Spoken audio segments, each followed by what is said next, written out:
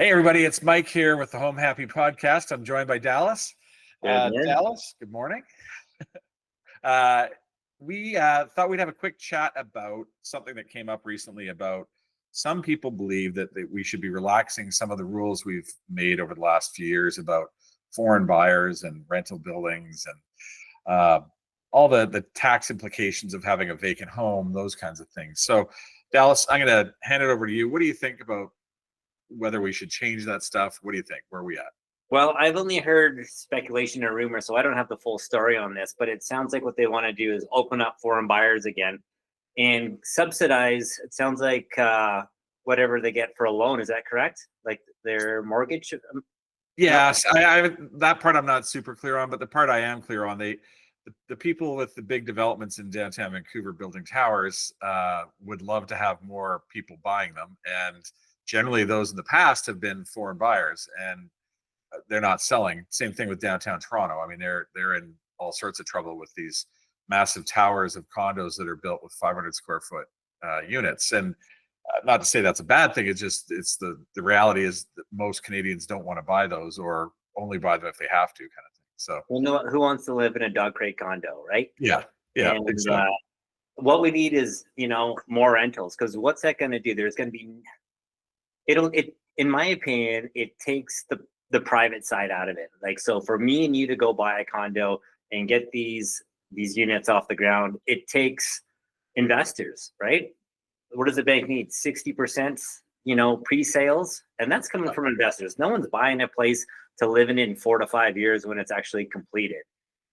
Yeah, and lenders make it hard to finance those as a unit. Like, if you want to buy it as a rental unit, they don't like it. They charge much higher rates. They make it difficult. They make you jump through a lot of hoops. And I think that in general, especially in BC, trying to be a landlord is difficult these days, and they limit how much rent you can increase it. And I get it. I mean, there's always a pendulum, right? I mean, it goes from one side to the other, and why it can't stop in the middle, I'm not sure, but it's tricky to make everybody happy. Yeah, it's the strictest rules, I believe, in North America, in BC here. Yeah. Like, so why would you want to get into buying rent? If you have extra money, buying a rental unit these days is a lot harder ask than it used to be. And I think for a lot of people, they have, dreams of home ownership, but they also believe in real estate and think that long-term, it's not such a bad thing to have a few rental properties and something where they can manage them and keep track of them. And eventually, when you retire, maybe you sell one off and then collect checks as your income in retirement. So the dream is good, but I think we've gone too far with regulations here in BC in particular to make it just a nightmare for most people. They don't want to get into it. It's not worth it. For sure. And so what we're seeing is obviously these big corporations who are looking to push and get rid of the foreign buyers. And so it sounds like we can get the Chinese back in here to investing their money. And it sounds like they got to hold on to it for 20 to 25 years. That's kind of what they're trying to do. Yeah. It's interesting. I mean, there's no perfect answer to any of this, obviously, but whenever you get governments in and they make rules that affect a free market, it just generally doesn't end up well. Like, you make one rule that fixes one problem and causes 4 others. And that to me is where we are, especially in North America, especially in Canada, and especially in BC. Well, you'll own nothing and you'll be happy, right? Exactly. Yeah, it's funny. I mean, to me, we talk about when somebody buys a house and they have a mortgage helper, there's a small suite, or they add a small suite, or they add a carriage home. And I mean, these things sound good, and in a lot of cases they are. But the reality of going into buying an actual rental property, it's so difficult now. And I don't know. I never saw, obviously there was foreign investment and foreign people buying stuff, but I don't think that's such a bad thing.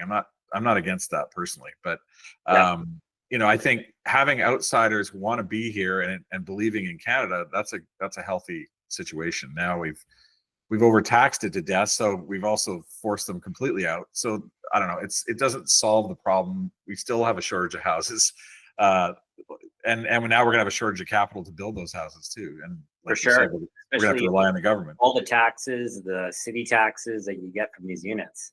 Yeah, I saw something recently. I don't know if you've heard this, but like the average home has 135,000 in municipal, taxes and DCCs, development cost charges. 130 grand out of a house that just goes to tax. Like that's crazy. On Well, top don't of they say it's about 30% of your build, even yeah, on yeah, that's what I've heard too. Yeah. Yeah, that 135 was an average from across Canada, not just in one place. Yeah, that's just a Saskatchewan house at 500. Yeah, exactly.